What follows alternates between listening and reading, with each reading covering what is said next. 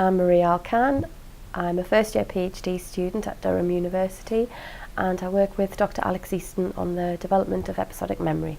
So episodic memory is the memory for specific episodes in your life. So an example of this might be something mundane like what you ate for breakfast this morning, or something more special like the birth of a child or a marriage. And we use it every day in our social interactions, so we consider past events when we talk about what we intend to do in the right here and now, or what we're going to do in the future. So why is it important to study episodic memory? Well, if you just do a quick Google search, you'll see that episodic memory is affected in a wide array of conditions and developmental disorders. Just to name a few are obesity, diabetes, autism. We also know very little about how episodic memory develops in children. So we know that there's this puzzling phenomenon called childhood amnesia, where we recall very little as adults, if anything at all, from birth to about 2 years of age. And even after the age of 2 years, up until about 3 or 5, our memories are very sparse indeed.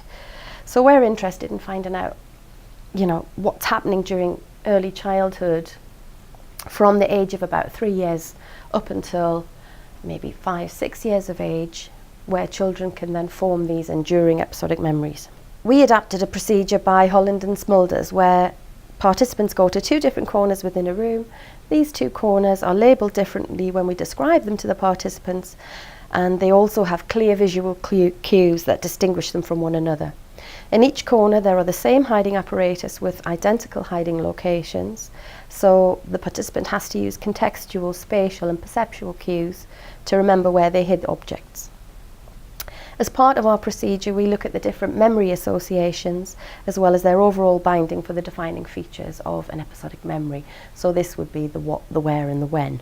The rationale for doing this is so that when we investigate episodic memory in children, this approach will allow us to investigate whether children show this gradual progression in their ability to form memory associations up to what we would call episodic memory capabilities at about 4 to 5 years of age. So what do we hope the impact of our study will be? Well, we think it's important to understand how episodic memory develops in children, not only so we can understand how it improves, then declines as we age, but also because we know that it is affected in a wide array of conditions and developmental disorders.